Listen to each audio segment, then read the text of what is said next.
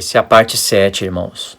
E vindo, evangelizou paz a vós outros que estáveis longe e paz também aos que estavam perto. Aqui o apóstolo Paulo está fazendo uma soma tão grande do profeta Daniel, do profeta Zacarias, na altura do capítulo 8, pegando o capítulo 9 e 10, e do profeta Oséias, que vocês não têm noção. É uma soma muito grande desses profetas. E tem textos literais, assim, que foi retirado do profeta e colocado aqui. Assim, já não sois estrangeiros e peregrinos, mas concidadãos dos santos e sois da família de Deus.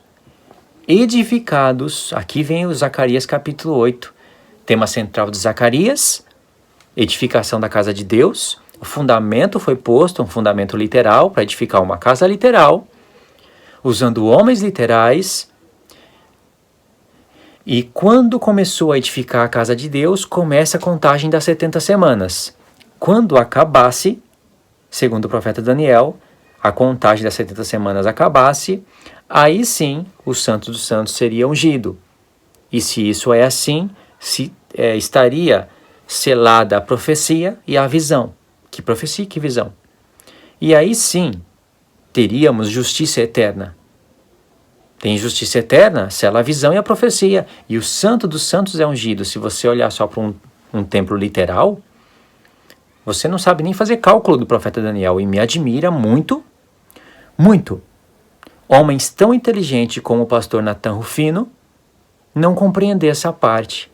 Em uma das suas pregações, dizer que as 70 semanas já se cumpriu no passado, e não sei de qual parte da escritura dizer que a última semana vai se repetir de novo, e ainda sobre os judeus, retirando a igreja da grande tribulação e deixando outra parte da esposa que vai ficar sem bodas na grande tribulação com a maioria dos judeus.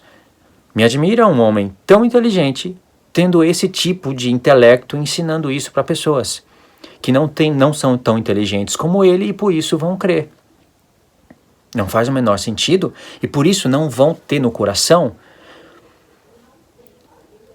elas não vai ser colocada no coração delas a prioridade máxima de estudar as escrituras, porque elogios no campo de descrição do YouTube não causa efeito na vida de quem escutou a palavra.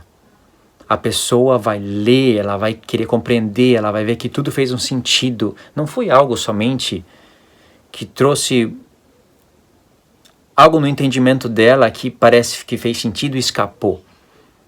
Ela vai querer ir nos profetas e conferir. Então aqui Paulo está falando de uma edificação da casa de Deus, assim como em Zacarias, onde o fundamento foi posto. Lá em Zacarias, Deus está falando para as duas casas de Israel. Essas duas casas de Israel estão em Oséias, está em Ezequiel, está em Jeremias. Aliás, quando Deus fala da nova aliança, ele fala das duas casas de Israel. E os gentios entram pela casa de Israel. É pela casa de Israel que eles entram. Um edifício bem ajustado cresce para santuário dedicado ao Senhor. O santuário é a igreja, não é? Todo mundo não fala, não repete isso? A igreja é o templo de Deus, que estava figurado nos templos passados. Entendeu a questão da timeline das 70 semanas? Quando você lê o profeta Zacarias, você está lendo ele em cima de uma timeline. Querendo você ou não, sabendo disso ou não, você está lendo em cima de uma timeline. E a timeline é 70 semanas. Quando você está no profeta Daniel, olhando para as 70 semanas, falando, desde quando foi dada a ordem, o decreto para edificar Jerusalém e a cidade, haverá 70 semanas. Então, isso, aquilo, e corta, você vai estar lendo, vai ter que ler Zacarias. Mas o templo acabou no passado, as 70 semanas, não. Então, Deus estava usando aquele templo como figura para falar da nossa edificação. E aí vem uma série de revelação, porque Deus manda, no profeta Zacarias, as duas casas de Israel se esforçarem as mãos para edificar o templo.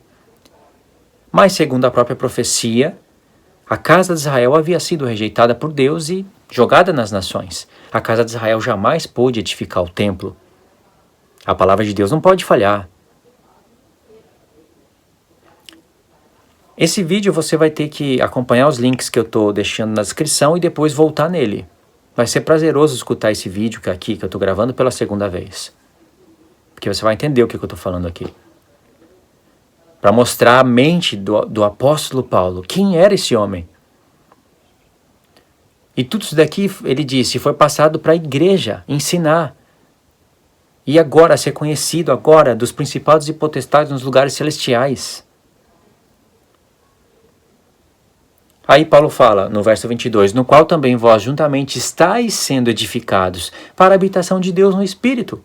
Para a habitação de Deus pelo Espírito. Habitar no seu templo. Aí vem o capítulo 3.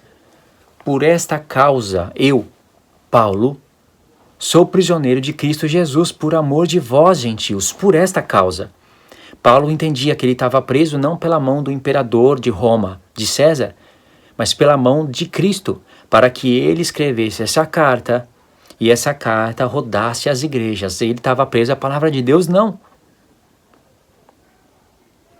Aí no verso 2 ele fala, se é que tendes ouvido a respeito da dispensação da graça de Deus a mim confiada para vós outros, se é que vocês entenderam.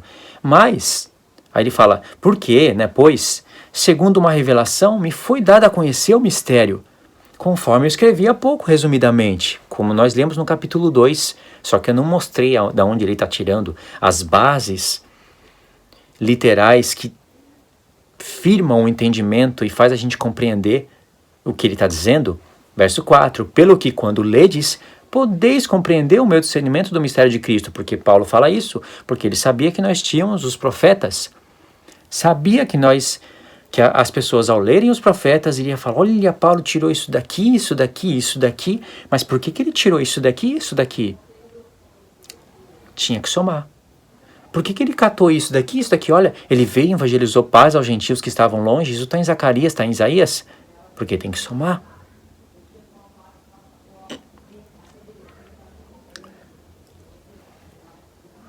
Pelo que quando ledes, podeis compreender o meu discernimento do mistério de Cristo. Se quando eu leio a carta de Paulo eu posso compreender o discernimento do mistério, por que tem pessoas que leem e não compreendem se o Espírito é o mesmo? Porque Deus não revela para quem trabalha para sustentar a doutrina de homem. Deus não revela. Pode estar na mídia. Pode viver dos dízimos que tiver na sua frente. Pode falar da santificação do Espírito da maneira que for mais linda. Deus não revela. Porque assim como esses homens, e esses homens eu cito o nome, Augusto Nicodemos Hernandes Dias Lopes, esses são os maiores. Os menores, José Mabessa, e tem as réplicas aí dos canais, né? São réplicas do mal, da mensagem que bloqueia a mente. Posso citar também 2 Dedos de Teologia, Firmeza da Verdade. Se você ficar focado e tentando reter o que é bom em 2 Dedos de Teologia, a única coisa que você vai conseguir na sua vida é a firmeza da mentira. Atenta para o dedo de Deus. O dedo de Deus, atenta para ele. Foi ele que escreveu os mandamentos de Deus em tábuas de pedra. E se Deus, sendo presciente, sabendo de tudo o que iria fazer, quando escrevia os seus mandamentos em tábuas de pedra, para deixar um testemunho, por isso que se chama pedras do testemunho, tabernáculo do testemunho, véu do testemunho, arca do testemunho, por isso que o escritor de Hebreus escreveu a carta. Falando do testemunho, Moisés foi fiel em toda a casa de Deus para testemunho das coisas que haviam de se anunciar. Você pensa que você entende Hebreus, mas você não entende. Você entende parcialmente. Eu posso pôr aí 20% da carta.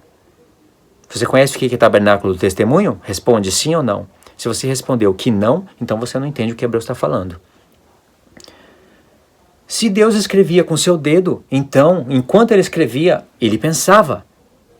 Eis que vem dias em que eu vou escrever a minha lei no coração do homem, dos gentios, das nações, daquele que, com a sua escolha, escolheu bem.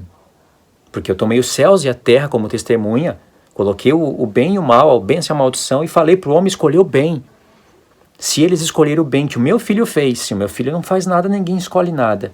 Eu tenho que parafrasear tudo, Porque isso que eu estou falando é real,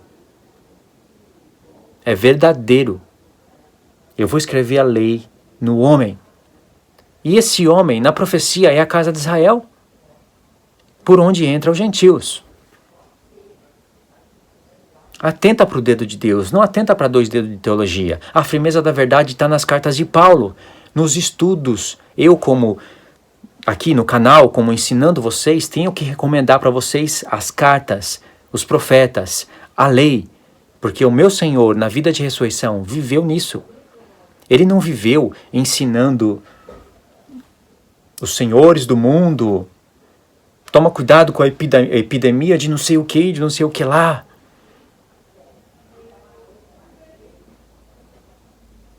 E tantas outras coisas que tira o foco da pessoa. O meu Senhor não ficou mostrando imagens da igreja, fazendo loucuras, igrejas sim, demoníacas, fazendo loucuras, e ele, diante dos apóstolos, abrindo um telão, e ele fazendo deboche. Essa é a igreja. Você acha que isso é a igreja de Cristo? Jesus não fez isso. O meu Senhor ensinava a lei e os profetas e o sentido das coisas. Isso é firmeza da verdade. Isso é conhecer o Deus, conhecimento de Deus, estudar Deus, teologia, com o dedo dele, não com 2 dedos de homens. Quando vocês entenderem isso que eu estou falando, e eu tenho certeza que isso que eu estou falando agrada a Deus, vocês vão sentir o que eu sinto agora, nesse momento. O que você pode sentir na hora de dormir e de acordar com a palavra de Deus. Não com a palavra de homens que falam de Jesus, mas falam para sustentar coisas de homens, que não cria na pessoa a vontade de estudar. A pessoa precisa disso, a pessoa precisa de azeite. Já que você vai dormir, durma com azeite. Já que eu vou dormir, pelo menos que eu durma com azeite. Se eu ou você não vamos fazer parte das pessoas que vão estar acordada para dizer, ei, o Senhor está vindo. Saia ao encontro dele para acordar as 10 virgens.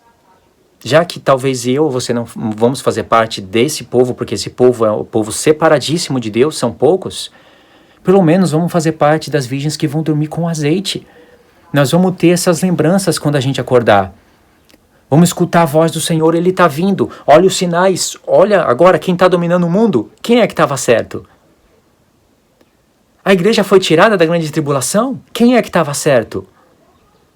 Nós vamos ter lembranças dos tempos que a gente estudou, das profecias. Não vamos ficar confusos naquele tempo terrível. Por isso que a parábola das 10 virgens veio para ilustrar Mateus 24. E na parábola das 10 virgens, ninguém estava no céu nas bodas. Então nós vamos acordar com azeite. E vai ser um tempo confuso. Quem vai estar na terra? Dependendo do tempo, o falso profeta, a grande Babilônia, a besta. E se passar de 3 anos e meio, o dragão já vai ter dado poder para a besta, o seu trono. Nesse momento, você acha que nós vamos poder ensinar a igreja como nós estamos fazendo agora? Ensinar as virgens loucas que acordaram? É verdade, Jesus vai vir, mas não sabe nem para o que seguir, o que fazer? Não vai ter como dar azeite. Na hora que essas pessoas que dormirem querer agora pagar um preço, porque elas viveram aprendendo que é tudo pela graça, quando querer pagar o preço, porque Jesus falou, vai, Jesus deu a instrução, pelo menos Jesus deu testemunho que as virgens eram prudentes. Então foi prudência falar, vai agora comprar, pagar o preço aos que vendem, porque senão vai faltar para nós. Quando elas forem agora pagar o preço, não dá. A porta vai fechar. E as prudentes entraram para as bodas. Não tem ninguém ali fora da grande tribulação. Olha só onde essa mensagem foi. E agora dá para voltar aqui em Efésios 3. Podemos compreender as coisas que Paulo fala. Eu vou fazer mais um vídeo, irmãos, e nesse vídeo a gente finaliza a mensagem, tá? Parte 8.